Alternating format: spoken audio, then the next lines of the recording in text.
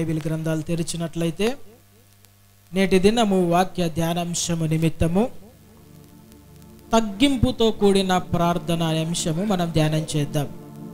ఏంటి మన ధ్యాన అంశము చెబుదాం? తగ్గింపుతో కూడిన ప్రార్థన, లేదంటే తగ్గింపు ప్రార్థన. ఈ వాక్యము మనము ధ్యానం చేస్తున్న సమయంలో దేవుడు మన మనోనేత్రములు వెలిగించునుగాక. బైబిల్ గ్రంథములో నుండి దినవృత్తాంతముల 2వ గ్రంథము 7వ అధ్యాయము 14-15 వచనాలు చదువుదాం. నా పేరు పెట్టబడిన నా జనులు తమ్ము తాము తగ్గించుకొని ప్రార్థన చేసి నన్ను వెదకి తమ చెడు మార్గములను విడిచిన ఎడల ఆకాశము నుండి నేను వారి ప్రార్థనను విని వారి పాపములను క్షమించి వారి దేశమును స్వస్థపరచుదును.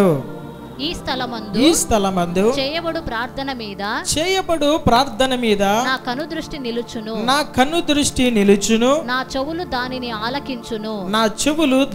ఆలకించును. ఆమేన్, హల్లెలూయా. చూడండి, మనం చదివిన లేఖనములు ఏమనుందంటే, దేవుడు ఎప్పుడు ఒక వ్యక్తి ప్రార్థన వింటాడు అంటే ఆయన చాలా స్పష్టంగా ఒక మాట రాస్తున్నాడు. నా పేరు పెట్టబడిన నా జనులు, ఎప్పుడు ఆయన తన ప్రజల ప్రార్థన వింటాడంట, తమ్మును తాము తగ్గించుకొని ప్రార్థన చేసి నన్ను వెదకి తమ చెడు మార్గములు విడిచితే మాత్రమే నేను వారి ప్రార్థనను వింటాను అంటున్నాడు. చూడండి, దేవుడు మన ప్రార్థనలు అంగీకరించడానికి కొన్ని సూత్రాలు ఉన్నాయి, ఫార్ములాస్. బైబిల్ ప్రకారమే మనము, నియమం ప్రకారమే మనం ప్రార్థించాలా. చాలామంది సంవత్సరాల కొలది నేను ప్రార్థన చేస్తూ ఉన్నాను, ఎంత ప్రార్థన చేసినా నా ప్రార్థనకు జవాబు రావడం లేదు. ఏంటి సమస్య, ఎక్కడ ఉన్నది, నాలో తప్పుందా, లేదంటే దేవుడు వినడం లేదా అని అనుకుంటారు. అయితే చాలా చిన్న విషయాల్లో మనము తప్పిపోతూ ఉంటాం. ఆయన అంటున్నాడు, తమ్మును తాము తగ్గించుకోవాలి అని లేఖనం సెలవిస్తుంది, అప్పుడు నేను వారి ప్రార్థనను వింటాను అంటున్నాడు. చూడండి నా దేవుని ప్రజలారా, దేవుని దగ్గర మనం ప్రార్థన చేసే సమయంలో మన ప్రవర్తన ఎలా ఉండాలి, మన యొక్క ప్రార్థన చేసే సమయంలో మనం ఎలాగ దేవుని సన్నిధికి మనము వెళ్ళాలంటే తమ్మును తాము తగ్గించుకోవాలి. ఏ వ్యక్తి అయినా దేవునికి ప్రార్థన చేసేటప్పుడు తగ్గించుకొని ప్రార్థన చేయాలి. ఏదైనా ఒక రాజకీయ నాయకుడి దగ్గర కావచ్చు, సీఎం దగ్గర కావచ్చు, మనం వెళ్ళి మన ప్రార్థనలు, మన విన్నపములు, లేదంటే మన సమస్యలు చెప్పుకోవడానికి వెళ్ళే సమయంలో ఎట్లా వెళ్తామంటే చాలా తగ్గింపు స్వభావంతో వెళ్ళి అది సార్ ఇది సార్ అని చెప్పుకొని, అయ్యా దయచేసి నాకు ఈ అవసరత ఉంది, దయచేసి ఈ అవసరత తీర్చండి, లేదంటే నాకు ఇది లేదు, ఎంత నేను పోరాడినా జరగడం లేదు, దయతో మంచి మనసు చేసుకొని నాకు ఈ సహాయం చేయండి అని తగ్గింపుతో వారి దగ్గర మనం విన్నవించుకుంటాం. ఈ లోకములో ఉన్న రాజకీయ నాయకుల దగ్గరకే అంత తగ్గించుకొని మనం వెళ్తే మన దేవుడు ఎవరు తెలుసా? రాజులకు రాజు, ప్రభువులకు ప్రభువు. హల్లెలూయా. ఆయన దగ్గరికి మనము వెళ్ళే సమయంలో ఎలాగుండాల మన ప్రవర్తన అంటే తగ్గింపు స్వభావము, వినయ మనస్కులమై దేవుని సన్నిధిలో మనం కనపడాలి. అప్పుడు ఆయన మన ప్రార్థనని ఆలకిస్తాడంట, మన దేశాన్ని స్వస్థపరుస్తాడంట. ఈ స్థలమందు చేయబడు ప్రతి ప్రార్థనకు నా చెవి ఎగ్గి నేను జవాబు ఇస్తాను. ఆమేన్. నా దేవుని ప్రజలారా, కొన్ని ఉదాహరణలు చెప్పి నేను త్వరగా వాక్యాన్ని ముగిస్తాను. ఆ దినాలలో యేసుక్రీస్తు ప్రభుల వారు తమ్మును తాము తగ్గించుకోకుండా హెచ్చించుకుంటూ ప్రార్థన చేసే వారి నిమిత్తము ఒక ఉపమానం చెబుతున్నాడు. ఆ ఉపమానం ఎక్కడ ఉంటుందంటే లూకా సువార్త 18వ అధ్యాయము 9-14 వచనాల్లో ఉంటుంది. లూకా సువార్త 18వ అధ్యాయము 9-14 వచనాలలో అక్కడ మనం చదివినట్లయితే త్వరగా చదవండి ఆ వాక్యము. తామే నీతిమంతులమని తమ్ము నమ్ముకొని ఇతరులను తృణీకరించు కొందరితో ఆయన ఈ ఉపమానము చెప్పెను. ప్రార్థన చేయుటకై 2 మనుషులు దేవాలయమునకు వెళ్లి వారిలో ఒకడు పరిసయుడు, ఒకడు సుంకరి. పరిసయుడు నిలవబడి, దేవా, నేను నీ చోరలో అన్యాయస్తులను, వ్యభిచారులను ఇతర మనుషుల వలెనైనను ఈ సుంకరి వలెనైనను ఉండనందుకు నీకు కృతజ్ఞతాస్తుతులు చెల్లించుచున్నాను. వారమునకు 2 మారులు ఉపవాసములు చేయగా నా సంపాదన అంతటిలో 10వ పదవ వంతు చెల్లించుచున్నాను తనలో తాను ప్రార్థించుచుండెను. అయితే సుంకరి దూరముగా నిలుచుండి ఆకాశము వైపు కన్నులెత్తుటకైనను ధైర్యము చాలక రొమ్ము కొట్టుకొనుచు, దేవా పాపినైన నన్ను కరుణించమని పలికెను. అతని కంటే ఇతడు నీతిమంతుడుగా తీర్చబడి తన ఇంటికి వెళ్ళినని మీతో చెప్పుచున్నాను. తన్ను తాను హెచ్చించుకొనువాడు తగ్గింపబడును, తన్ను తాను తగ్గించుకొనువాడు హెచ్చింపబడును. తన్ను తాను తగ్గించుకొనువాడు హెచ్చించబడునని చెప్పాను. ఆమేన్, హల్లెలూయా. చూడండి, ఇక్కడ చదవబడిన సారాంశం ఏమిటంటే, ఇద్దరు మనుషులు దేవాలయమునకు ప్రార్థన చేయడానికి వెళ్తున్నారు. దేవాలయం అంటే దేవుని మందిరము. ఆ దినాలలో దేవాలయం అని పిలిచేవారు. సేమ్ ఎలాగంటే మన చర్చ్ లాగా మందిరానికి ఇద్దరు మనుషులు వస్తున్నారు, మనలాగే వచ్చారు. వారిలో ఇద్దరు మనుషులలో ఒకరిది ఒక స్వభావము, ఇంకొకరిది ఇంకొక స్వభావం. ఒక వ్యక్తి ఎవడంటే పరిసయ్యుడు. ఇతడు బాగా అన్ని తెలిసినవాడు, జ్ఞానవంతుడు. ఇతడు దేవుని సన్నిధికి వచ్చి ఏమని ప్రార్థన చేస్తున్నాడు తెలుసా? దేవా, నేను చోరులు, అన్యాయస్తులు, వ్యభిచారుల లాగా, లేదంటే ఈ పక్కన ప్రార్థన చేస్తున్న సుంకరిలాగా నేను ఉన్ననందుకు నేను నీకు కృతజ్ఞతాస్తుతులు చెల్లిస్తున్నాను అంటున్నాడు. వీడు చేసుకునే ప్రార్థన వీడు చెయ్యొచ్చు కదా. ఇతర వ్యక్తులతో ఏం పని ఉంది? నేను ఏదో గొప్పవాణ్ణి దేవుని సన్నిధిలో చెప్పుకుంటున్నాడు. ఆ చెప్పుకునే క్రమంలో పక్కనున్న సుంకరిని తగ్గిస్తూ అతడు చేస్తున్న ప్రార్థన దేవునికి ఇష్టం లేదు. అతడు అంటున్నాడు, అయ్యా, నేను వారమునకు 2 సార్లు ఉపవాసం ఉంటున్నాను. నా యొక్క పనిలో నేను సంపాదించిన దాంట్లో దశమ భాగము నీకు ఇస్తున్నాను, 10వ వంతు ఇస్తున్నాను. కాబట్టి నేను ఏదో గొప్పవాణిని, ఈ సుంకరి ఏదో ఒక తక్కువ వాడు అని తనను తాను హెచ్చించుకుంటున్నాడు. చూడండి, అలాంటి సమయంలో సుంకరి కూడా తన ప్రార్థన ప్రారంభించాడు. అది ఏమిటంటే, సుంకరి ఎలాగ దేవుని సన్నిధిలో ఉన్నాడంటే, ఆయన ఆకాశము వైపు తన కన్నులెత్తి చూడడానికి కూడా ధైర్యము లేదంట. ఎందుకంటే అతడు తనలో తాను తగ్గించుకుంటున్నాడు. ఒకవేళ నేను పరిచయునిలాగా భక్తిపరుని కాకపోయినా, పరిచయునిలాగా అన్ని తెలిసిన వాడిని కాకపోయినా కూడా, నా దేవుని సన్నిధిలో నేను వస్తున్న సమయంలో నా ప్రవర్తన చాలా తక్కువగా ఉండాలి, నేను తగ్గించుకొని ఉండాలని ఎప్పుడైతే ఈ వ్యక్తి తనను తాను తగ్గించుకొని ఆకాశం వైపు తన కన్నులెత్తడానికి కూడా ధైర్యము చాలక, అయ్యా పాపినైన నన్ను కరుణించుమని అతడు ప్రార్థన చేసిన చిన్న ప్రార్థన దేవుడు అంగీకరించాడు. హల్లెలూయా. వీడు పరిసయ్యుడు ఏం చేశాడు? పెద్ద లిస్టు దేవుని దగ్గర పెట్టాడు. నేను అన్యాయస్తులాగా, దొంగలలాగా, చోరులలాగా, వ్యభిచారులాగా, పక్కనున్న సుంకరిలాగా లేను. నేను వారమునకు 2 సార్లు ఉపవాసం ఉంటున్నాను. నా యొక్క సంపాదన అంతటిలో 10వ వంతు ఇస్తున్నాను అన్నప్పటికీ కూడా ఈ భక్తిపరుని ప్రార్థన దేవుడు అంగీకరించలేదంట. అయితే సుంకరి తాను పాపి కావచ్చు, తనకు ధర్మశాస్త్రం తెలియకపోవచ్చు, భక్తి అంటే ఎరుగని వాడు అయి ఉండవచ్చు. అయినప్పటికీ కూడా ఇతడు చేసిన ఒక చిన్న ప్రార్థన ఏంటి తెలుసా?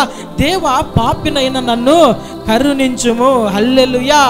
చాలా మంది అనుకుంటుంటారు, మేము భక్తులము, మేము పరిశుద్ధులము, మాకు అన్నీ తెలుసు, వాక్యము తెలుసు, ప్రార్థన చేసే తెలుసు, ఎక్కడేం జరుగుతుందో అన్నీ తెలుసు అన్నట్లుగా దేవుని సన్నిధిలో వారు ప్రవర్తిస్తుంటారు, పరిసయ్యులు లాంటి వాళ్ళు. అయితే సుంకరి ఎలాంటి వాడంటే, నాకేమీ తెలియనప్పటికీ కూడా నేను దేవుని కనికరం కొరకు వేడుకుంటున్నాను. హల్లెలూయా. చూడండి, మనము దేవుని దగ్గరకు వచ్చేటప్పుడు ఆయన కనికరం కొరకు వేడుకోవాలి. దేవుని దయ, దేవుని కనికరము లేకపోతే, దేవుని కరుణ లేకపోతే ఈ భూలోకంలో మనం జీవించలేం. మనం ఎంత గొప్పవారము కావచ్చు, ఎంత డబ్బు మనకున్నా, ఎంత చదువు, ఎంత జ్ఞానము, ఎంత అందము ఏమి ఉన్నప్పటికీ కూడా దేవుని దగ్గర మన యొక్క నీతి క్రియలు మురికి గుడ్డతో సమానమని ఎంచుకొని తగ్గించుకొని ప్రార్థన చేయాలంట. మన స్టేటస్ పక్కన పెట్టాలి, మన ఉద్యోగాలు పక్కన పెట్టాలి, మన డబ్బు పలుకుబడులు అన్నీ కూడా పక్కన పెట్టి దేవుని సన్నిధిలో తగ్గించుకొని ప్రార్థన చేయాలి. హల్లెలూయా. ఎలాగ ప్రార్థన చేయాలి? అయ్యా, నేను పాపిని. ఏ వ్యక్తి కూడా తన జీవితంలో బలహీనతలు లేనివాడు ఉండరు. అప్పుడప్పుడు ఏదో రకమైన బలహీనతలలో పడిపోతుంటాం, చేయకూడని పాపములో తెలిసి తెలియక పడిపోతూ ఉంటాం. దేవుని కరుణ కొరకు మనం వేడుకోవాలి. కింద వచనంలో ఏమనుంది తెలుసా? అక్కడ 14వ వచనంలో ఆయన లేఖనంలో ఏముంటుందంటే, ఈ పరిసయ్యుని కంటే ఈ యొక్క సుంకరి నీతిమంతుడుగా తీర్చబడ్డాడు. ఆమేన్, హల్లెలూయా. చూడండి, వీరిద్దరు ఎవరు గొప్పవారు? హెచ్చించుకున్నవాడు తృణీకరించబడ్డాడు, హెచ్చించుకొని ప్రార్థన చేసిన వాడు తృణీకరించబడ్డాడు. వాడు భక్తిపరుడు అయినప్పటికీ. అయితే తగ్గించుకొని ప్రార్థన చేసిన వాడు భక్తిపరుడు కాకపోయినప్పటికీ వాడు నీతిమంతునిగా అంగీకరించబడ్డాడు. ఆమేన్. అందుకనే కింద ఆయన ఒక మాట అంటాడు, తమ్మును తాము హెచ్చించుకొనివాడు తగ్గింపబడును, తమ్మును తాము తగ్గించుకొనివాడు హెచ్చించబడును. హల్లెలూయా. ఒక వ్యక్తి హెచ్చించబడాలన్నా, ఒక వ్యక్తి తగ్గించబడాలన్నా తమ యొక్క ప్రయాస ద్వారా ఎవరు కూడా ఆ కార్యము చేయలేరు. కానీ దేవుడే ఒకరిని హెచ్చిస్తాడు, దేవుడే ఒకరిని తగ్గిస్తాడు. అందుకని పైన వచనములు అంటాడు, తామే నీతిమంతులని తమ్ము నమ్ముకొని ఇతరులను తృణీకరించు కొందరితో ఆయన ఈ ఉపమానం చెప్తున్నాడు. నా దేవుని ప్రజలారా, మీరు చాలా మందికి ఒక ప్రశ్న, ఒక సందేహం వస్తుంటుంది. ఏంటంటే, ఎన్నో సంవత్సరాల నుండి ప్రార్థన చేస్తున్నాను కదా, నేను మంచి ప్రార్థన పరురాలను, నేను మంచి ప్రార్థన పరుని, ఎందుకు జవాబు రాలేదు, ఎందుకు స్వస్థత రావడం లేదు, ఎందుకు ఆర్థిక సమస్యలు పోవడం లేదు, ఎందుకు శోధనలు కొట్టివేయడం లేదు, ఎందుకు పోరాటం తగ్గడం లేదంటే, నీలో దేవుని సన్నిధిలోనికి వచ్చే సమయంలో తగ్గించుకోలేని మనస్తత్వం ఉంది. కాబట్టి నీ ప్రార్థన అంగీకరించబడలేదు. నా దేవుని ప్రజలారా, వాక్యం వెల్లడవుతున్న వెంటనే హృదయంలో మార్చుకునే విషయాలు ఏమైనా ఉంటే దేవుడు సుట్టిగా స్పష్టంగా మాట్లాడుతున్నప్పుడే వాటిని సరి చేసుకోవాలని ప్రభు పేరట మనవి చేస్తున్నాడు. తగ్గింపు ఒక వ్యక్తికి కావాలి, వినయ విధేయతలు ఒక వ్యక్తికి కావాలి. మనం లోకములో ఎవరి దగ్గర ఎలాగ ఉన్నా కానీ, ఏ మనుషుల దగ్గర మనం ఎలాగున్నా కానీ, దేవుని సన్నిధిలోనికి ఆయన దగ్గర మనము ప్రార్థన చేసేటప్పుడు ఎలాగుండాలి తెలుసా? తగ్గించుకోవాలి. హల్లెలూయా.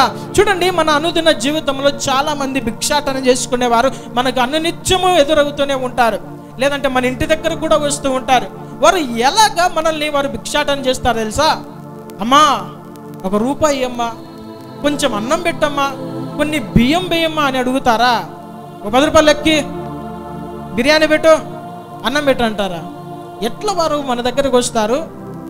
తగ్గించుకొని వారి మీద మనము జాలిపడినట్లుగా, వారి మీద మనము దయ చూపునట్లుగా, కనికరింపబడినట్లుగా వారి మాటలు, వారి యొక్క ప్రవర్తన ఉంటుంది. అలాగుననే దేవుని అడుక్కునే మనము కూడా, ప్రార్థన అంటే ఒకటి, దేవుని సొంతలో మన అవసరాలలో అడుక్కునేవి. మనం అడుగుతూ ఉన్నాము, ఆయన దగ్గర నుంచి ఏదో ఆశిస్తున్నాం. అలాంటి సమయంలో మన ప్రవర్తన ఎలా ఉండాలి తెలుసా? తగ్గింపు కలిగి ఉండాలి. హల్లెలూయా. బైబిల్ గ్రంథంలో ఒక 3 ఉదాహరణ చూపించి నేను వాక్యం క్లోజ్ చేస్తాను. ఆ దినాలలో మనష్య రాజు అని ఒక వ్యక్తి ఉన్నాడు. ఈ మనష్య రాజు యూదా రాజు. ఈ మనష్య రాజు ఎప్పుడైతే తనను తాను తగ్గించుకున్నాడో దేవుడు తన ఉగ్రతను అతని మీదికి రాకుండా ఆపాడంట. మనష్య రాజు ఏం చేశాడు తెలుసా? తన తండ్రి అయిన హిజ్కియా రాజు ఏవైతే ఉన్నత స్థలములను పడగొట్టాడో, బలిపీఠములు పడగొట్టి విగ్రహారాధనను నిర్మూలము చేశాడో, ఈ యొక్క మనష్య రాజు ఏం చేశాడంటే తన తండ్రికి వ్యతిరేకమైన కార్యము చేశాడు. దేవునికి కోపము పుట్టించు విగ్రహారాధనను మరలా దేశంలో ప్రారంభించాడు. ఉన్నత స్థలములను కట్టాడు, బలిపీఠాలు కట్టించాడు, విగ్రహములను ప్రోత్సహించాడు, దేశముల విగ్రహారాధనను ప్రోత్సహించాడు. ఇంకా సోద చెప్పు వారిని ఆశ్రయించాడు, కర్ణ పిశాచములు, చిల్లంగితనము, ఇలాగా అనేక కార్యములు చేశాడు. చివరికి ఏం చేశాడు తెలుసా? తన యొక్క పిల్లలను బెన్ హిన్నోము లోయలో అగ్ని ప్రవేశము చేయించాడు. అగ్నిని దాటే పనిని చేశాడు. అగ్నిని దాటిస్తున్నాడు. ఇక నక్షత్రములు చూస్తున్నాడు. ఎన్నో రకములైన కార్యములు, అవన్నీ కూడా మనము దినవృత్తాంతంలో 2వ గ్రంథము 33వ అధ్యాయము 1 నుండి మనం చూడవచ్చు. దినవృత్తాంతంలో 2వ గ్రంథము 33వ అధ్యాయము 1 నుండి మనం చూడవచ్చు. అయితే మనకి ఇప్పుడు కావలసినది ఏంటి తెలుసా? ఇతడు యెహోవా దృష్టికి బహు చెడు నడత నడిచిన ఈయనను బట్టి దేవునికి కోపం పుట్టిందంట. యెహోవా దృష్టికి ఈ యొక్క మనష్య రాజు బహు చెడు నడతను నడిచాడు. అందుకు ఆయన మీదకి దేవుని కోపము రగులుకుందంట. నా దేవుని ప్రజలారా, చాలా జాగ్రత్తగా వాక్యం వినండి. దేవునికి భయంకరముగా కోపము రేపు కార్యములు ఈ భూలోకములో 2. ఒకటి, విగ్రహారాధనను ఆయన ఏమాత్రము కూడా సహించాడు. ఎందుకంటే ఆయన అంటాడు, నాకు రావాల్సిన మహిమను నేను ఇతరులకు చెందనిచ్చే దేవుడను కాదు. ఎందుకంటే నేనే దేవుడను, నేనే మార్గము, సత్యము, జీవము, నా ద్వారానే తప్ప ఎవడు తండ్రి దగ్గరకు చేరడు.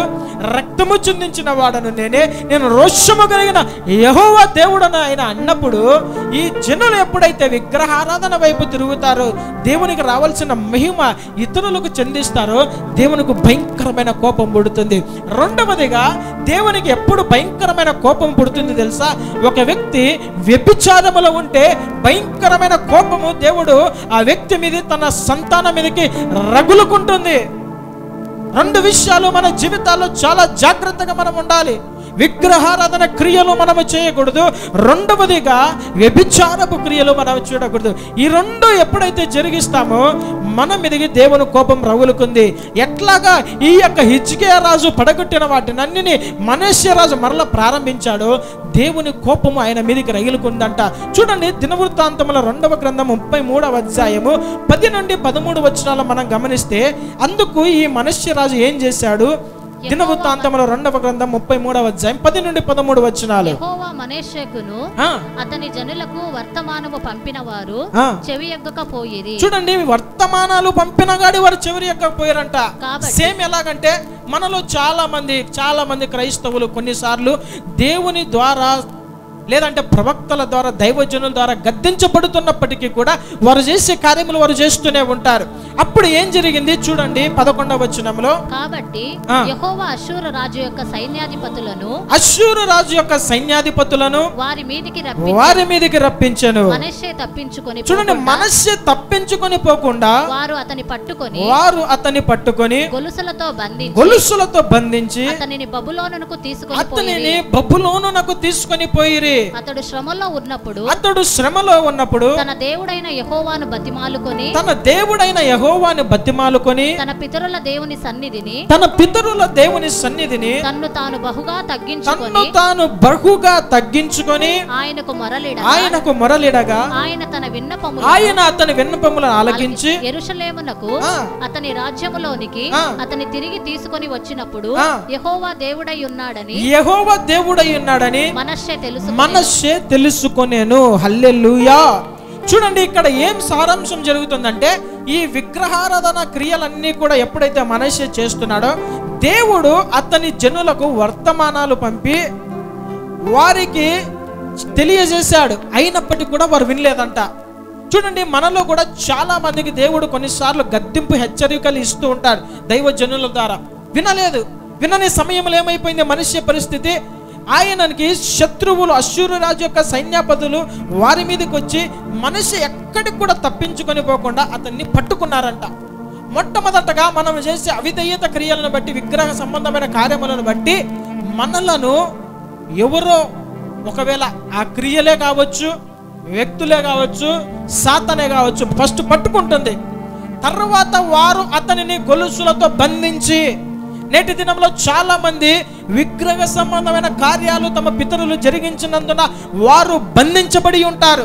ఆ క్రియలు వారిని కట్ల చేత బంధించబడి వారిలో ఎదుగు బొదుగు ఆశీర్వాదం అభివృద్ధి లేకుండా ఆపివేస్తూ అణచివేస్తూ ఉంటుంది. సేమ్ మన స్త్రీకి కూడా ఏం జరిగిందంటే, వ్యక్తులు వచ్చి అతనిని గొలుసులతో బంధించి బబులోనుకు తీసుకుపోయారంట. చూడండి, నా దేవుని ప్రజలారా, తానున్న స్థానము నుండి అతడు శత్రువుల యొక్క స్థానానికి తీసుకొని పోబడ్డాడు. అతను అనుకుంటాడు, నేను రాజునే, నువ్వు రాజువే, అయినప్పటికీ నీ స్థానము మారిపోయింది, నువ్వున్న ప్రదేశము మారిపోయింది. నేను క్రైస్తవుని, నేను భక్తిపరునే అని అనుకుంటున్నావు. అయితే నువ్వు క్రైస్తవునివే, కానీ నువ్వు ఉండవలసిన స్థలంలో నుండి సాతాను నిన్ను బంధించి మరి ఒక స్థానానికి తీసుకుపోయాడు. అది మనకు గమనించలేకపోతున్నాం, అది మనం గ్రహించలేకపోతున్నాం. మనష్షే ఎప్పుడైతే అలాగా బబులోనుకు తీసుకుపోయాడో ఇప్పుడు ఆయన ఏం చేస్తున్నాడు తెలుసా? అతడు శ్రమలో ఉన్నప్పుడు తన దేవుడైన యెహోవాను బ్రతిమాలుకుంటున్నాడు. తన పితరుల దేవుని సన్నిధి తన్ను తాను బహుగా తగ్గించుకుంటున్నాడు. హల్లెలూయా. చూడండి, ఎప్పుడు ఒక వ్యక్తికి తగ్గింపు వస్తుంది తెలుసా? దెబ్బలు పడితేనే తగ్గింపు. ఇది లేఖనం మనకు తెలిపిన సత్యం. మామూలుగా వర్తమానములు పంపినప్పుడు మనష్షే వినలేదు. నా తండ్రి నడిచిన మార్గములను నేను నడవాలనే జ్ఞానము లేదు. నా తండ్రి పడగొట్టిన ఆ దేవతా స్తంభములను మరలా నేను కట్టించకూడదు, నాకన్నా మా తండ్రి జ్ఞానహీనుడా అని అనుకోలేదు. చూడండి, ఇతడు ఎప్పుడైతే ఆ కార్యాలు చేశాడో దేవుడు వర్తమానం పంపిన వినలేదు. ఎప్పుడు ఈ వ్యక్తి దేవుని సన్నిధిలో తన్ను తాను తగ్గించుకున్నాడు తెలుసా? ఒక శిక్ష అతని మీదకి వచ్చినప్పుడు దేవుడు ప్రేమించి దేవుని ప్రజలను పరిపాలించమని ఒక ఉన్నత స్థానమునిస్తే అతడు ఆ స్థానములో దేవుని ప్రజలను పరిపాలించకుండా తప్పుదోవ పట్టించాడు. దేశమంతటిని కూడా విగ్రహారాధన చేయడానికి ప్రేరేపించాడు. వెంటనే తన స్థానం నుండి అతడు పక్కకు తీసుకొని పోబడ్డాడు. అప్పుడు ఆ వ్యక్తికి బుద్ధి వచ్చింది. ఎప్పుడు ఒక మనిషికి బుద్ధి వస్తుంది తెలుసా? ఎప్పుడైనా తాను శ్రమలో పడినప్పుడు, శ్రమ ఉన్నప్పుడు, తాను ఉండవలసిన స్థానం నుండి తాను పక్కకు నెట్టివేయబడినప్పుడు బుద్ధి వస్తుంది. అప్పుడు ఇతడు ఏం చేస్తున్నాడు? బ్రతిమాలుకుంటున్నాడంట. తన పితరుల దేవుడైన యెహోవా సన్నిధిని తన్ను తాను తగ్గించుకుంటున్నాడు. నా దేవుని ప్రజలారా, ఒక మాట జ్ఞాపకం చేసుకునండి. చాచిన చేతులతో ఆయన మనల్ని పిలుస్తున్నప్పుడే మనం ఆయన దగ్గరికి రావాలి. తన్నులు తిన్నాక కథ వేరుగా ఉంటుంది, దెబ్బలు పడినాక కథ వేరుగా ఉంటుంది. అందుకే నేను చాలాసార్లు చెప్తుంటాను, దేవుడు ఒక వ్యక్తిని, తన చిత్తములో ఉన్న వారిని త్రోవ తప్పుతూ ఉంటే అప్పుడప్పుడు గద్దిస్తుంటాడు. అయితే పరిస్థితి విపరీతంగా మార్చబడినప్పుడు ఆయన ఏం చేస్తాడు తెలుసా? శిక్షించి రక్షిస్తాడు. శిక్ష కలిగినప్పుడు ఏ పరిస్థితిలో మనం వెళ్ళిపోతామో తెలియదు, మరలా కోలుకునే పరిస్థితి వస్తుందో కూడా తెలియదు.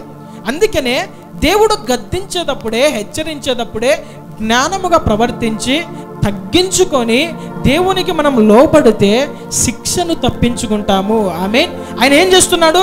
తన్ను తాను బహుగా తగ్గించుకొని ఆయనకు మొరలిడగా ఆయన అతని విన్నపములను ఆలకించును. ఈ మాట, ఈ క్రియ లేదో ఎవరో ఆయనని హెచ్చరించినప్పుడే, వర్తమానము పంపినప్పుడే వింటే అంత సమస్య వచ్చేది కాదు. నా దేవుని ప్రజలారా, మనము దేవుని సన్నిధిలో తగ్గించుకుంటే దేవుడు శత్రువు యొక్క బంధకాల నుండి మనల్ని విడిపిస్తాడు. ఆమేన్. హల్లెలూయా. ఇంతవరకు సాతాను నువ్వు ఉండవలసిన స్థలంలో నుండి తీసుకుని వాడు తన సామ్రాజ్యంలో నిన్ను బంధించి ఉన్నాడు. అయితే ఇప్పుడు నువ్వు ఏమి చేయాలి? ఈ ఉపవాస ప్రార్థనలో మనం ఏమి చేయాలి? మన పితరుల దేవుడైన యెహోవాకు మనము మోకరించి మనము బహుగా తగ్గించుకొని ఆయనకు విన్నవించుకొని ఆయనకు మొర్రపెట్టి ఆయనకు ప్రార్థన చేస్తే ఆయన మనలను విడిపిస్తాడు. ఆమేన్. హల్లెలూయా. శత్రువు ఎంత బలమైన వాడైనప్పటికీ, వాని యొక్క గొలుసులు ఎంత బలమైనప్పటివి కానీ మన ప్రార్థన ఆ గొలుసులను విర్రగొట్టును. ఆమేన్. ఆ దినాలలో ఈ యొక్క అపోస్తుల కార్యముల గ్రంథములో పౌలు శీలలు చెరసాలలో వేయబడినప్పుడు వాళ్ళ కాళ్ళకు బొండలు అనేటివి వేసి పెట్టారు. బొండలు అంటే చెక్కతో, పెద్ద చెక్కతో, ఇట్లా 2 చెక్కలకు మధ్యలో 2 హోల్స్ ఉంటాయి. అంటే 2 కాళ్ళు పెట్టేదానికి మాత్రమే. అలాగనే వారి చేతులకు గొలుసులు వేయబడి ఉంటాయి. చూడండి, అలాంటి సమయంలో వీరు ప్రార్థనలు చేస్తున్నారంట, కీర్తనలు పాడుచున్నారంట. ఇద్దరు ఏం చేస్తున్నారు? పౌలు శీలలు ప్రార్థన చేస్తున్నారు, ఏం చేస్తున్నారు? కీర్తనలు పాడుచున్నారు, దేవుని స్తుతిస్తున్నారు, ప్రార్థన చేస్తున్నారు. వెంటనే అకస్మాత్తుగా భూకంపము కలిగి వారి యొక్క సంఖ్యలు తెగిపడ్డాయి. హల్లెలూయా. నేటి దినములో మనము చేస్తున్న ప్రార్థన, దేవుని సన్నిధిలో తగ్గించుకొని చేస్తున్న ప్రార్థన సంఖ్యలు విడగొట్టబడబోతున్నవి. ఆమేన్. శత్రువులు వెనుకకు తిరిగి ఈ దినాన్ని నేను విడిచిపెట్టబోతున్నాడు. ఈ దినాన మనం చేయవలసిన ప్రార్థన మనము తగ్గించుకోవాలి. రెండవ విషయం మనం గమనిస్తే, ఈ 2వ రాజు యోషియా రాజు. ఈయన పేరు యోషియా రాజు. ఈయన కూడా యూదా రాజే. ఈ యూదా రాజు అయిన యోషియా, ఈయన ఏం చేస్తున్నాడు అంటే దేవుని మందిరాన్ని చక్కపరుస్తున్నాడు. దేవుని మందిరంలో కావలసిన అన్ని కూడా తెప్పిస్తూ ఉన్నాడు. దేవుని మందిర పనిని ఆయన జరిగిస్తున్న సమయంలో ఒకసారి ఏం జరిగిందంటే, యాజకుడైన హిల్కియా అనే ఆ యాజకుడు, పాస్టర్ అనుకోండి, యాజకుడైన హిల్కియా దేవుని మందిరంలో పనిచేస్తున్న అతడు ఆ మందిరాన్ని చక్కపరుస్తున్న సమయంలో ఆయనకు ధర్మశాస్త్ర గ్రంథము కనబడింది. ధర్మశాస్త్రము గ్రంథము కనబడిన తర్వాత ఈయన ఏం చేశాడంటే, ఈ యొక్క ధర్మశాస్త్ర గ్రంథాన్ని తీసుకొని పోయి శాస్త్రి అయిన షాఫానుకు తీసుకుపోయి ఇచ్చేశాడు. ఎందుకంటే అక్కడ రాయబడినవి వివరించాలంటే శాస్త్రులు వివరించేవారు, మంచి జ్ఞానము, మేధస్సు కలిగిన వారు. అప్పుడు ఈ వ్యక్తి ఏం చేశాడంటే, రాజు సముఖమున దగ్గరికి వెళ్ళి రాజు సముఖమందు ఆ ధర్మశాస్త్రాన్ని అతడు చదివి వినిపించాడు. చదివి వినిపించినప్పుడు యోషియా రాజు వింటూ ఉన్నాడు. ఈ యోషియా రాజు వింటూ ఎక్కడో మనము తప్పిపోయామే, ఎక్కడో మన పితరులు తప్పు చేశారు కదా, ఈ ధర్మశాస్త్రంలో ఉన్నట్టు వారు ప్రవర్తించలేదే అని అతనికి జ్ఞాపకం వచ్చి వెంటనే తన బట్టలు చించుకొని అతడు విలపించాడంట. చూడండి నా దేవుని ప్రజలారా, దేవుని ధర్మశాస్త్రంలోని వాక్యములు ఆయన వింటున్నప్పుడు ఎక్కడో మేము తప్పిపోయాము, మా పితరులు ఎక్కడో తప్పిపోయారు, త్రోవ తప్పారు, దేవుని నుండి దూరం అయిపోయారు. వ్యర్థమైన వాటిని అనుసరించారని అతనికి ఎప్పుడైతే మనసులో అనిపించిందో వెంటనే రాజు తన వస్త్రములను చింపుకొని అతడు ఏడవడం ప్రారంభించాడు. ఈ ఏడవడం ప్రారంభించిన తర్వాత ఈయన అంటున్నాడు, తన యొక్క ధర్మశాస్త్రమును చదివిన వారు ఇంకా కొంతమంది శాస్త్రులను, మీరు వెళ్ళి ఫలానా ప్రదేశంలో ఒక ప్రవక్తిని ఉంటారు, ఆమె పేరు హుల్దా, ఆమె దగ్గరికి వెళ్ళి దేవుని యొక్క నిర్ణయము ఏంటో మన గురించి విచారణ చేయమని చెప్పినప్పుడు వీరందరూ కూడా ఆమె దగ్గరికి వెళ్తారు. ఈ ప్రవక్తని గారు దేవుని యొక్క నిర్ణయము వారికి చెబుతూ ఆ మాటలు చూడండి. దినవృత్తాంతముల 2వ గ్రంథము 34వ అధ్యాయము 27-28 వచనాల్లో మనం గమనించవచ్చు. నీ మనస్సు మెత్తనిదై ఈ స్థలము మీదను దాని కాపరస్తుల మీదను దేవుడు పలికిన మాటలను నీవు వినినప్పుడు నా సన్నిధిని నిన్ను నీవు తగ్గించుకొని నీ వస్త్రములను చింపుకొని నా సన్నిధిని కన్నీరు విడిచితివి గనుక నీ మనవి నేను ఆలకించితిని. 28వ వచనము, నేను నీ పితరుల యొద్ద నిన్ను చేర్చుదును, నెమ్మది గలవాడవై నీవు నీ సమాధిలోనికి చేర్చబడుదువు. ఈ స్థలము మీదికి దాని కాపురస్తుల మీదికి నేను రప్పించు అపాయము నీవు కన్నులారా చూడవు. ఆమేన్, హల్లెలూయా. ఈ మాటలు మీలో ప్రతి ఒక్కరు దీన్ని తీసుకోనండి, రిసీవ్ చేసుకోండి. మొట్టమొదటగా శత్రువు సంఖ్యల నుండి నిన్ను నువ్వు తగ్గించుకొని ప్రార్థన చేస్తే దేవుడు విడిపిస్తాడు. రెండవ మాట ఇక్కడ ఏమని కనబడుతుంది తెలుసా? పితరులు చేసిన ఆ అతిక్రమమైన కార్యములు, పాపములను బట్టి ఈ వ్యక్తి ఏడ్చాడంట, తన్ను తాను తగ్గించుకున్నాడు. ఎప్పుడైతే వాక్యము వినబడుతున్నదో, ధర్మశాస్త్రములు మాటలు వినబడుతున్నాయో వెంటనే అతనిలో పశ్చాత్తాపం వచ్చేసింది. తన్ను తాను తగ్గించుకొని తన వస్త్రములు చించుకొని అతడు కన్నీరు విడిచి ప్రార్థన చేశాడంట. అందుకు ఆయన అంటున్నాడు, నీ మనవిని నేను ఆలకించితిని. నా దేవుని ప్రజలారా, మన జీవితాల్లో కూడా చాలా మంది జీవితాల్లో శాపము అనే ఏలుబడి జరుగుతూ ఉన్నది. అందుకనే అభివృద్ధి లేదు, అందుకనే వ్యాధులు, రోగాలు, సమస్యలు, పోరాటాలు, శోధనలు. ఎందుకంటే మన పితరులు చేసిన కార్యములను బట్టి ఆ ఉగ్రత, ఆ దేవుని యొక్క తీర్పు లేదంటే ఆ దోషము మన మీదకి వస్తూ ఉన్నది. ఎప్పుడైతే వాక్యము ద్వారా యోసియా రాజు హెచ్చరించబడుతూ ఉన్నాడో తన హృదయములో పశ్చాత్తాపము కలిగింది. ఇది నా దేవుడు నీతో మాట్లాడుతున్న సమయంలో నీవేమి చేయాలో తెలుసా? వాక్యము నువ్వు వింటున్న సమయంలోనే పశ్చాత్తాప కన్నీరు నీకు రావాలి. హల్లెలూయా. పశ్చాత్తాప కన్నీరు రావాలి. ఏమని ప్రార్థన చేయాలి? అయ్యా, మా పితరులు ఏదైనా పాపము చేసింటే, మా పితరులు ఏదైనా దోషములు ఉంటే, మా పితరులు చేసిన అతిక్రమ కార్యములు, విగ్రహ సంబంధమైన కార్యములను బట్టి మా మీదకి ఆ శిక్ష రాకుండా నిమిత్తము నన్ను నేను తగ్గించుకొని ప్రార్థన చేస్తున్నాను, కన్నీరు విడుస్తున్నాను, దయతో మమ్మల్ని క్షమించుము. హల్లెలూయా. ఈ ప్రార్థనను చేస్తే ఈ దినాన ఆ దోషము యేసు రక్తము ద్వారా కొట్టివేయబడబోతున్నది. ఆమేన్. ఎన్నో తరతరముల నుండి వస్తున్న శాపము కాడి, కుటుంబాల మీద పనిచేస్తున్న శాపము, కుటుంబాల మీద పనిచేస్తున్న దోషము, ఏదైతే పితరులు చేశారో ఆ పితరులు చేసిన అతిక్రమ కార్యములను బట్టి మంచివారమైన మన మీద ఆ ఏలుబడి జరుగుతూ ఉన్నదో, నేటి దినమున కన్నీరు కార్చి తగ్గించుకొని నువ్వు ఎప్పుడైతే ప్రార్థన చేస్తావో ఆ కాడి విర్రగొట్టబడబోతున్నది. ఆమేన్. ఆయన అంటున్నాడు, నీవు నీ పితరుల దగ్గర నెమ్మది గలవాడవై చేర్చబడతావు, నీవు దాని కాపురస్తుల మీదకి నేను రప్పించే అపాయము నీవు కన్నులారా చూడవు. చూడండి, దేవుడు ఈ వ్యక్తి ఒకవేళ తగ్గించుకోకపోతే అపాయము ఆ వ్యక్తి మీదకి వచ్చేది, ఆ సంతానం మీదకి అపాయం వచ్చేది. అంటే ఒక్క వ్యక్తి తగ్గించుకొని బట్టలు చెప్పుకొని పశ్చాత్తాపపడి కన్నీళ్లు విడిచినట్లయితే తన సంతానం మీదకి రావాల్సిన అపాయము తప్పించుకోగలడు. ఆమేన్. ఎందుకు నీవే ఆ వ్యక్తి కాకూడదు? నీ సంతానం మీద ఉన్న శాపము, దోషము, ఉగ్రత, అపాయమును తప్పించబడాలంటే నీవే ప్రార్థన చేయాలి. ఆ యొక్క అపాయము నీతోనే ఆగిపోవాలి. నువ్వు కన్నీరు కారుస్తున్న సమయంలో నీ బిడ్డల మీద సాతాను ఏదైతే ప్లాన్స్, పన్నాంగాలు వేశాడో ఆ దోషము, ఆ కాడి విరగొట్టబడాలి. నేటి దినములో మనము చేసే ప్రార్థన మన సంతానము మీదికి అపాయము రాకుండా ఆపబడబోతున్నది. ఆమేన్, హల్లెలూయా. ఒక్కవేళ నిన్ను నువ్వు తగ్గించుకొని కన్నీరు విడకపోతే అపాయము నీ తరముల మీదకి, సంతానం మీదకి అది కంటిన్యూ అవుతుంది. నా దేవుని ప్రజలారా, వాక్యం చాలా జాగ్రత్తగా అర్థము చేసుకోండి. ఈ మాటలు మీ యొక్క భవిష్యత్తును నిర్ణయించే మాటలు. నేటి దినంలో తగ్గించుకున్నావా? ఇక మీదట అపాయం నీ మీద ఉండదు. నేటి దినం హృదయం కఠినపరుచుకుంటావా, అపాయము నీ మీదకి రావలసి ఉన్నది. అంటే దేవుని వాక్యం హెచ్చరిస్తున్నప్పటికీ కూడా, అపాయం వస్తుందని తెలిసినప్పటికీ కూడా నీవు యోషియా రాజులాగా తగ్గించుకోకుండా, కన్నీరు విడకుండా, ప్రార్థన చేయకోకుండా ఈ ఉపవాస ప్రార్థనలో ఉంటే అపాయాన్ని కొని తెచ్చుకునే వారు అవుతారు. జాగ్రత్త. దేవుడు హెచ్చరిస్తున్నాడు దైవజనుని ద్వారా. ఎందుకు దైవజనుడు వాక్యాన్ని ప్రకటిస్తారు, ఎందుకు ఉన్నది ఉన్నట్టుగా వాక్యము ప్రకటిస్తారు, ఎందుకు దైవజనుడిని మీ ఎదుట దేవుడు నిలబెడతాడంటే, మీ కుటుంబాల మీద పని చేస్తున్నవి ఏవో అవి తప్పించబడాలని మీకు ఆశీర్వాదకరముగా ఈ వాక్యాన్ని ప్రకటిస్తాడు. లోపడదా. మూడవ విషయం నేను చెబుతాను. మూడవదిగా దానియేలు గారు మనకందరికీ బాగా పరిచయం ఉన్న వ్యక్తే. ఇద్దరి రాజుల గురించి చాలా మందికి తెలియకపోవచ్చు. అయితే దానియేలు గురించి మనం చూస్తే, ఈ దానియేలు దేవునికి బహుప్రియుడు. దానియేలు చెడుతనమును అసహ్యించుకున్నవాడు.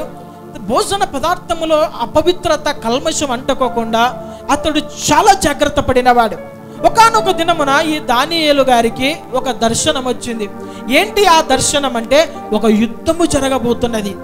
ఆ యుద్ధములో ఉన్న పరిస్థితులు ఎలాగున్నాయో ఆయన గ్రహించి చూడగలిగాడు. చూస్తూ భయంకరమైన వేదనతో నింపబడ్డాడు. యుద్ధం అంటే ఏంటి?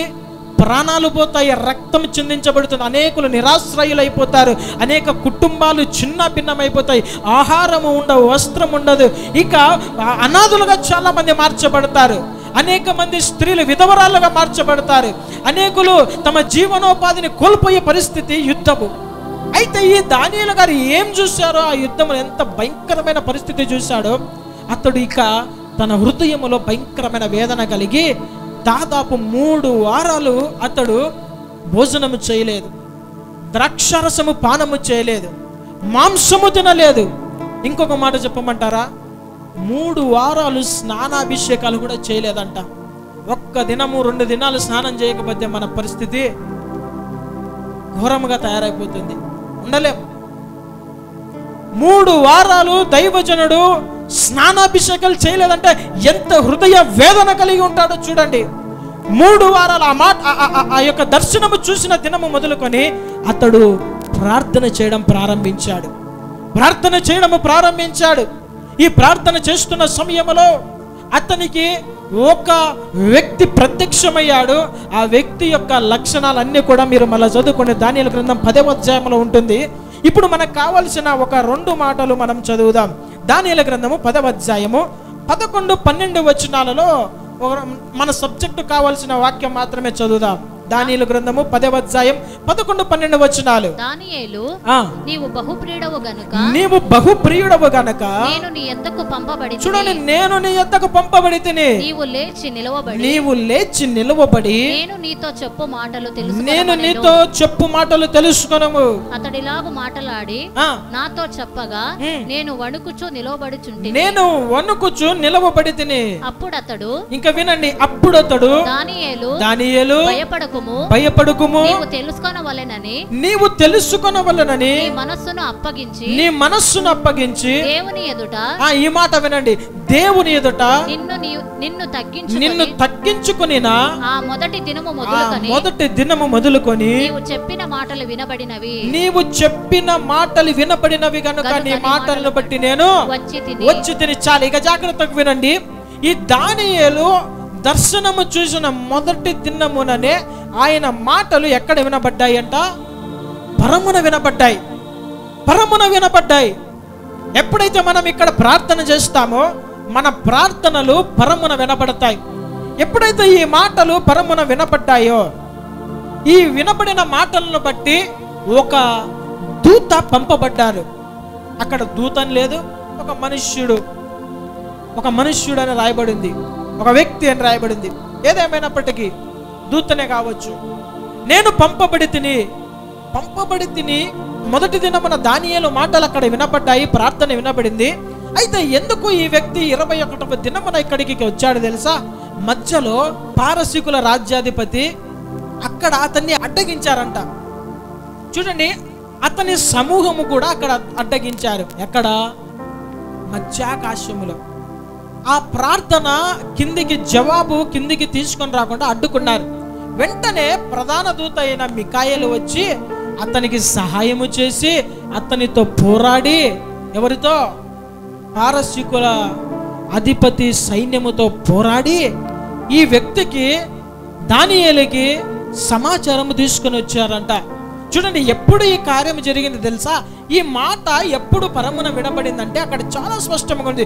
దేవుని ఎదుట నిన్ను నీవు తగ్గించుకొని ఆ మొదటి దినము మొదలుకొని, దేవుని ఎదుట మనము తగ్గించుకొని చేసే ప్రార్థన ఎప్పుడైతే మనం చేస్తామో ఆ దినాన మన స్వరము పరమునకు వినబడుతుంది. ఆమేన్, హల్లెలూయా. దేవుని దగ్గర కొట్లాడితే ఎంత గట్టిగా అరిచినా కూడా పైకి పోదు. విరిగి నలిగిన హృదయముతో, కన్నీటితో, వినయ మనస్సుతో, తగ్గింపు మనస్సుతో నువ్వు చేసే ఒక్క ప్రార్థన, ఒక్క మాట అయినా కానీ సుంకరిలాగా దేవుని సన్నిధికి అది చేరుతుంది. ఆమేన్, హల్లెలూయా. మనల్ని మనము తగ్గించుకొని ఎప్పుడైతే ప్రార్థన చేస్తామో మనకు దేవుని దగ్గర నుండి జవాబు రాబోతున్నది. ఆమేన్, హల్లెలూయా. ఈ దినాన దేవుడు మనము తగ్గించుకొని చేసే ప్రార్థన, ఒకటి, సాతాను సంఖ్యలను విడగొట్టబోతున్నాడు. రెండవది, అపాయము మన సంతానం మీదకి రాకోకుండా ఆపబోతున్నాడు. మూడవది, దేన్ని నిమిత్తమైతే నువ్వు ప్రార్థన చేస్తున్నావో జవాబు బయలుదేరబోతున్నది. ఆమేన్, హల్లెలూయా. ఇది స్వీకరించి ప్రార్థన చేయండి, తగ్గించుకొని ప్రార్థన చేయండి, మనస్సు మార్చుకొని ప్రార్థన చేయండి, అద్భుతాలు జరగబోతున్నవి. ఆమేన్. మోకరిద్దాం, దేవుడు కార్యాలు మన మధ్యలో జరిగించబోతున్నాడు. స్తోత్రం, హల్లెలూయా, హల్లెలూయా, హల్లెలూయా, హల్లెలూయా. ఎవరు కూడా మౌనంగా ఉండడానికి వీల్లేదు. ఎవరికి తగిన ప్రార్థన వారు చేయవలసిన వారముగా ఉన్నాం. ఎవరికి తగిన వారి ప్రార్థన. పెద్దవారు మీ కుటుంబం నిమిత్తం, ఉద్యోగాల నిమిత్తం, పిల్లల నిమిత్తం, యవనస్తులు భవిష్యత్తు కట్టబడాలి. నేను ఒక మాట చెప్తాను, ఇంతవరకు ఉన్న పెద్దవారు ధన్యులు. రానున్న దినాల్లో మన భవిష్యత్తు చాలా ఘోరంగా మార్చబడబోతున్నది. ఎట్లంటే భయముతో అరచేతిలో ప్రాణాలు పెట్టుకొని బ్రతికే దినాలు రాబోతున్నాయి. నేటి దినములో నువ్వు నీ భవిష్యత్తు నిమిత్తం ఏడవకపోతే ఒక దినాన భయంకరంగా ఏడ్చినా కూడా నీకు జవాబు రాదు. చెబుతున్నాను, చాలా జాగ్రత్తగా ఉండండి. నేను ఏ మాట చెప్పినా కానీ దానికి చాలా అర్థం ఉంటుంది. చాలా ముందు జాగ్రత్త వివేచించి నేను ఒక మాట చెప్తాను. యవనస్తులు, ఈ దినాన మీరు ప్రార్థన చెయ్యకపోతే, ప్రత్యేకంగా యవనస్తులకు చెప్తున్నాను, మన యొక్క మనుగడ చాలా అపాయములో ఉంటుంది. ఇంతవరకు పెద్దలు కుటుంబాన్ని తీసుకొని వచ్చారు, ధన్యులు. మనము ఇక మీదట నిలబడాలి, భవిష్యత్తు కట్టబడాలంటే ఈ దినాన ప్రలాపించాలి. ఎలాంటి దినాలు రాబోతున్నవి? భయంకరమైన దినాలు రాబోతున్నాయి. మోకరిద్దాం. స్తోత్రం, హల్లెలూయా.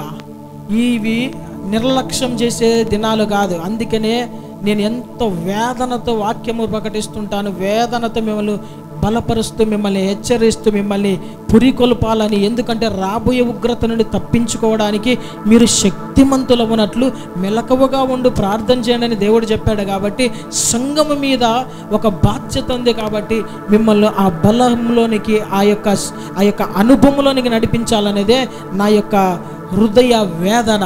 కాబట్టి అందరం కూడా మోకరిద్దాం. ఈ దినాన మనం ప్రార్థన చేద్దాం. చాలామంది చాలా నిర్లక్ష్యం చేస్తున్నారు. బైబిల్ ఏమనింది తెలుసా?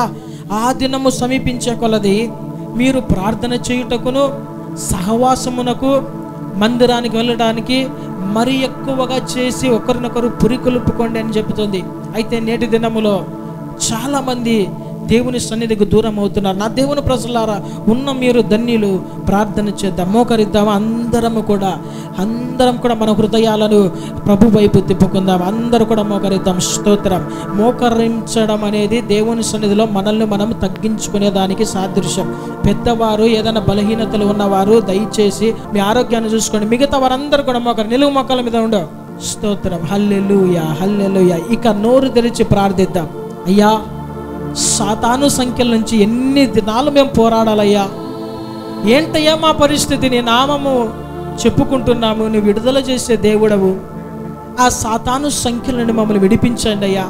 మా కుటుంబము పట్టబడిందయ్యా. మేమున్న స్థానము నుండి మరి ఒక స్థానమునికి మేము మార్చబడినాం. దయతో క్షమించి మమ్మల్ని తగ్గించుకొని ప్రార్థన చేస్తున్నానయ్యా. ఆ సంఖ్యలు విడిపించండి.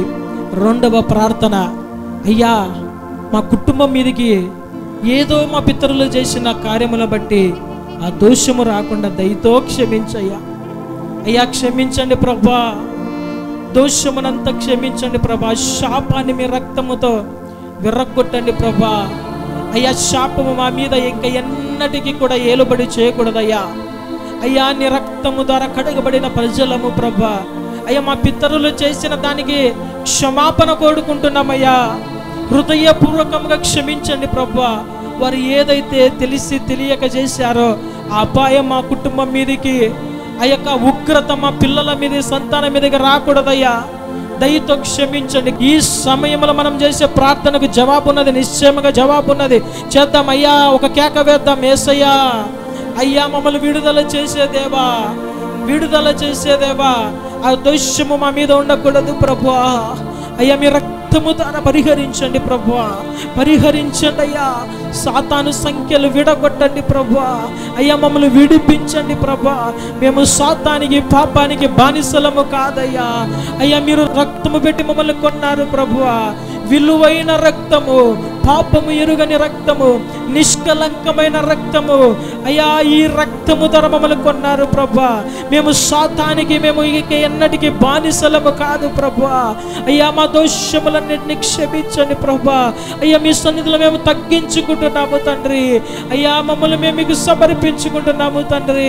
అయ్యా ఈ అపాయము నుండి మమ్మల్ని తప్పించండి, రాబోయే ఉగ్రత నుండి మమ్మల్ని తప్పించండి అయ్యా. మా కుటుంబాన్ని తప్పించండి, మా సంఘములను తప్పించండి అయ్యా. మా దైవజనులను మీరు తప్పించండి అయ్యా. మీ రక్తమును మాకు అయ్యా ప్రాకారముగా ఉంచండి ప్రభువా, ప్రాకారముగా ఉంచండి అయ్యా. అయ్యా మా బిడ్డలు వెళ్తున్న సమయంలో వారికి మీ దూతలను కాపుదలగా ఉంచండి. ఏ దుష్టుడు వారిని ముట్టకుండా అయ్యా మీ రక్త ప్రోక్షణలో వారిని ఉంచండి ప్రభువా. మా వెహికల్స్ మీద మీ రక్తాన్ని ఉంచండి అయ్యా. అయ్యా గొప్ప కార్యాలు జరిగించండి. ఈ స్థలం అంతా నేను చేస్తున్న ప్రార్థన అయ్యా నిజంగా నన్ను నేను తగ్గించుకుంటున్నానయ్యా. నా హోదానంతా కూడా పక్కన పెడుతున్నానయ్యా.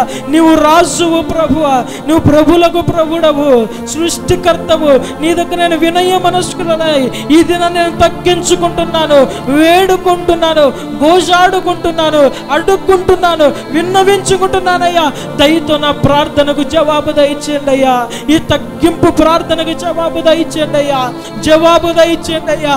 మీ దూతను పంపించండి అయ్యా, మీ దూతను పంపించండి అయ్యా. అయ్యా నా సంఘములో ఉన్న ప్రతి యవన బిడ్డ జీవితంలో వారి భవిష్యత్తు కట్టపడాలి ప్రభువా.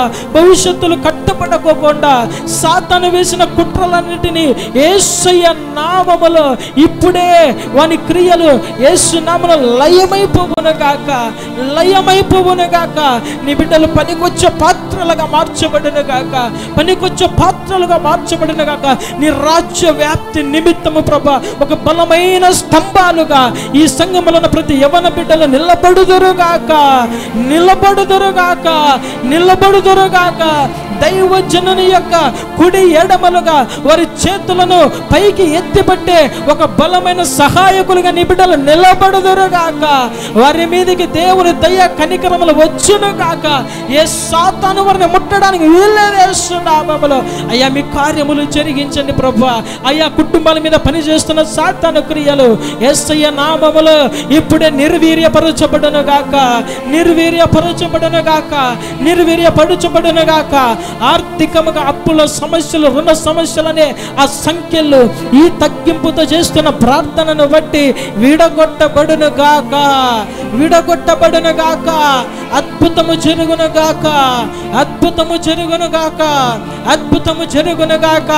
అసాధారణమైన కార్యములు నేటి దినములో ప్రజల జీవితాల కుటుంబాల్లో జరుగును గాక. అందుకు వ్యతిరేకంగా పోరాడుచున్న సాతాను దుర్గమును కూల్చబడును గాక, కూల్చబడును గాక. పరిశుద్ధుడానికి స్తోత్రములయ్యా. ఇంకను నీ బిడ్డలు మీరు దర్శించండి అయ్యా, ఇంకను దర్శించండి ప్రభా. ప్రార్థన శక్తి చేత ప్రతి బిడ్డ నింపబడును గాక, ప్రార్థన తైలము చేత నింపబడుదురు గాక.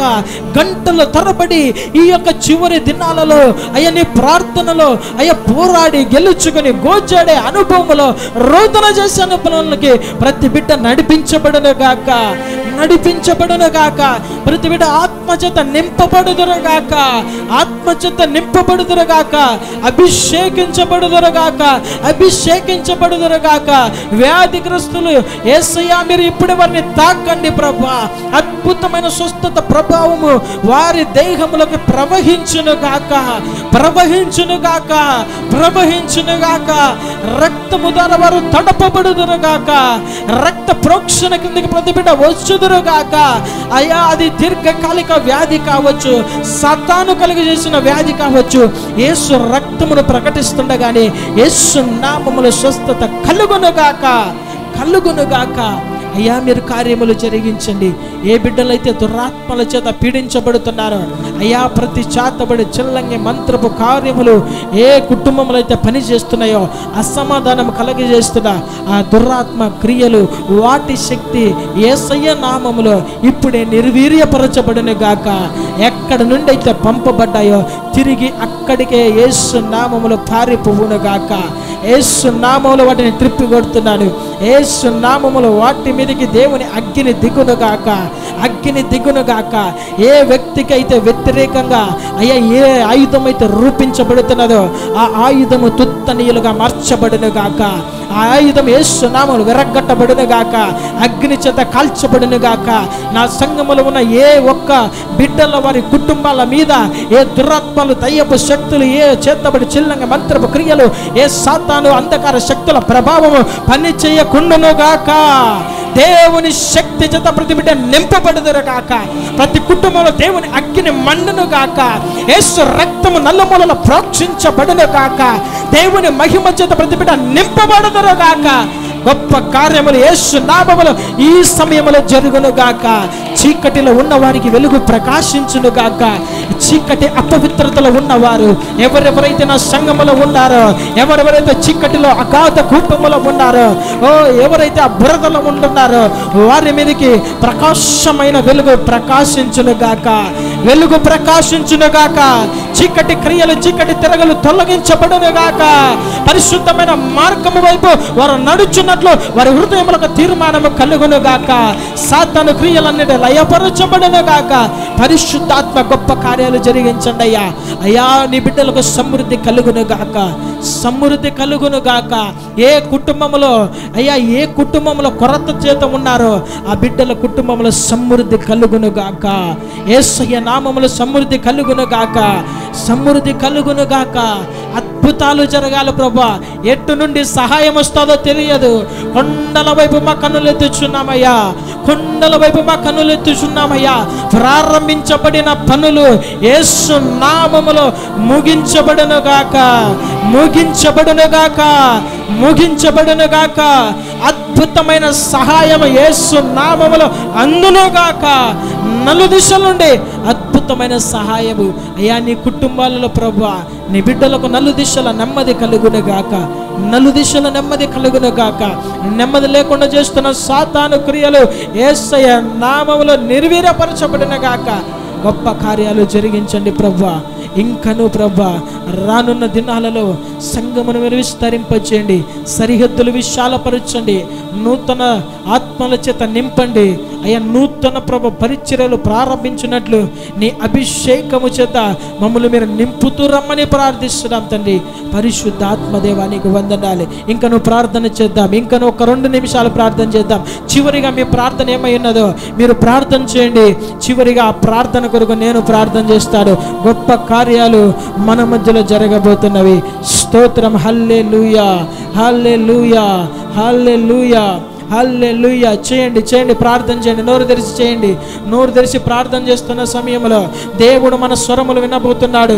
నీ జీవితంలో ఏదైతే నువ్వు సాధించాలని కోరుకుంటున్నావో ఆగిపోయిన ఆ కార్యములు దేవుడు జరిగించబోతున్నాడు. నోరు తెరుదాం అందరం కూడా. యేసయ్యా చెబుదాం. యేసయ్యా సమయం ఎవరు కూడా మౌనంగా ఉండడానికి వీల్లేదు. యేసయ్యా ఆయన మనల్ని సంధిస్తున్న సమయంలో అయ్యా మా జీవితంలో కార్యములు జరిగించండి ప్రభువా. ఎన్ని దినాలు సాతాను మా మీద విజయం పొందుతాడయ్యా, నీవు రోషము కలిగిన దేవుడవు, నీవు రోషము కలిగిన దేవుడు. సాతాను సిగ్గుపరచబడాలయ్యా, సాతానికి అపజయము కలగాలయ్యా. నీ నామముల నీ బిడ్డలకు అత్యధికమైన విజయం కలగాలి. ప్రార్థన చేద్దాము. దేవుని శక్తి బల్లముగా మన మధ్యలో ఆయన సంచారం చేస్తున్నాడు, ఆయన సంచారం చేస్తున్నాడు. ఒక దూత పంపబడబోతున్నది. మన ప్రార్థన విన్నపములు మోసుకొని పోవడానికి ఒక దూత మన మధ్యలో సంచరిస్తున్నవి. స్తోత్రం. హల్లెలూయా, హల్లెలూయా, హల్లెలూయా. ఈ ప్రార్థన బహుశక్తి కలిగినదై కార్యములు జరిగించబోతున్నది, కార్యములు జరిగించబోతున్నది. మీ భర్త మారాలన్నా, మీ పిల్లలు మారాలన్నా ఇది మంచి సమయము, ఇది మంచి సమయము. ఒక విత్తన విత్తుదాము, ఒక కన్నీటి బొట్టు దేవుని సన్నిధిలో మనం విన్నాం. ఆయన అంటున్నాడు, ఈ స్థలమందు చేయబడు ప్రార్థనకు నేను చెవి యొక్కి నిశ్చయముగా జవాబిస్తానంటున్నాడు, నిశ్చయముగా జవాబిస్తానంటున్నాడు. స్తోత్రం. హల్లెలూయా, హల్లెలూయా, హల్లెలూయా, హల్లెలూయా, హల్లెలూయా. యేసయ్యా, ప్రార్థనలు వినండయ్యా, ప్రార్థన ఆలకించువాడా. సర్వ శరీరులు నీ దగ్గరకు వస్తానని లేఖనం సెలవిస్తుంది. ప్రార్థనను ఆలకించండి ప్రభువా. అయ్యా, నీకు నాకు మధ్యలో ఏదైతే అయ్యా పాపమనే అడ్డుతెర ఉన్నదో అది దయతో ఇప్పుడే నా పాపములు క్షమించి తొలగించండి అయ్యా. అగాధమును పూడ్చివేయండి ప్రభా, అగాధమును పూడ్చివేయండి ప్రభా, అగాధమును మీరు పూడ్చివేయండి ప్రభా. గొప్ప కార్యాలు జరిగించండి, గొప్ప కార్యాలు జరిగించండి. ఈ సమయమందే గొప్ప కార్యాలు జరిగించండి ప్రభా. పరిశుద్ధుడా, నీకు స్తోత్రములు, స్తోత్రములు, స్తోత్రములు. హల్లెలూయా, హల్లెలూయా, హల్లెలూయా. ప్రార్థన చేసుకుందాం. మహిమ కలిగిన దేవా, జీవాధిపతి, జీవం కలిగిన యేసయ్యా, నీ ఘనమైన పరిశుద్ధ నామానికి వందనాలు అయ్యా. ఈ దినములో నా ప్రజలు తమ్మును తాము తగ్గించుకొని ఎవరైతే మొరపెట్టి ప్రార్థన చేస్తారో వారి మొర నేను వారి దేశమును స్వస్థపరుస్తానని సెలవిచ్చిన దేవా, నీ బిడ్డలు తమ్మును తాము తగ్గించుకొని చేసిన ఈ ప్రార్థనను నీవు నిశ్చయముగా విన్నారని మేము నమ్ముచున్నాం. మా జవాబులు ప్రభువా అయ్యా అవి మార్గములో ఉన్నవి, మేము జవాబులు పొందుకోబోతున్నామని నమ్ముతున్నాం తండ్రి, విశ్వసిస్తున్నాము ప్రభా. పరిశుద్ధాత్మదేవా, మా జీవితంలో గొప్ప కార్యాలు జరిగించండి, సంఘములో గొప్ప కార్యము జరిగించండి ప్రభా, కుటుంబాలలో గొప్ప కార్యములు జరిగించండి ప్రభా. అయ్యా, మీరు కార్యములు జరిగిస్తే ప్రభా, అయ్యా మీరు ద్వారములు తెరిస్తే ప్రభా, ఎవ్వరు కూడా మూయలేరు ప్రభా. ద్వారముల ఎదుట మీరు తెరవమని ప్రార్థిస్తున్నాం తండ్రి. పరిశుద్ధాత్మదేవానికి వందనాలు ప్రభా. అయ్యా, నీ బిడ్డలందరినీ మీరు దర్శించండి ప్రభా. మీరు గొప్ప కార్యాలు మీరు జరిగిస్తురండి ప్రభా. అయ్యా, మా జీవితంలో గొప్ప కార్యాలు మీరు జరిగించండి ప్రభా. అయ్యా, సంఘమును ప్రభా రాకొడ కొరక మీరు సిద్ధము చేయడానికి వాక్యమనే ఉదక స్నానము చేత సంఘాన్ని మీరు శుద్ధీకరిస్తున్నందుకు వందనాలు, స్తోత్రం. విన్న వాక్యమును ప్రజలు తమ హృదయాలలో భద్రపరుచుకొని ఆ వాక్యము ప్రకారం తమ జీవితాలు కుటుంబాలను కట్టుకొని 30 60 100 ఫలించున్నట్లు కృప దయచేయమని అయ్యా, మరి ఒకసారి మీ చిత్తమైతే మీరు అక్కడ ఆలస్యమైతే మేమందరం కూడుకుని నామాన్ని స్తుతించి గణపరిచే భాగ్యం మాకు దయచేయమని నజరేయుడైన యేసు నామములో అడిగి వేడుకుంటున్నాను తండ్రి. తండ్రి అయిన దేవుని యొక్క ప్రేమయు, కుమారుడైన యేసుక్రీస్తు ప్రభుల వారి కృపయు, పరిశుద్ధాత్మ దేవుని యొక్క అన్యన సహవాసము కూడి ఉన్న ప్రజలందరితో ఇప్పుడు ఎల్లప్పుడూ సదాకాలం మనందరికీ తోడయుండి నడిపించునుగాక. ఆమేన్. యేసు రక్తమే జయం, ప్రభు యేసు రక్తమే జయం, ప్రభు యేసు నామమున సంపూర్ణ విజయం కలుగునుగాక. ఆమేన్. దేవుడు మిమ్మల్ని దీవించి ఆశీర్వదించునుగాక. ఆమేన్.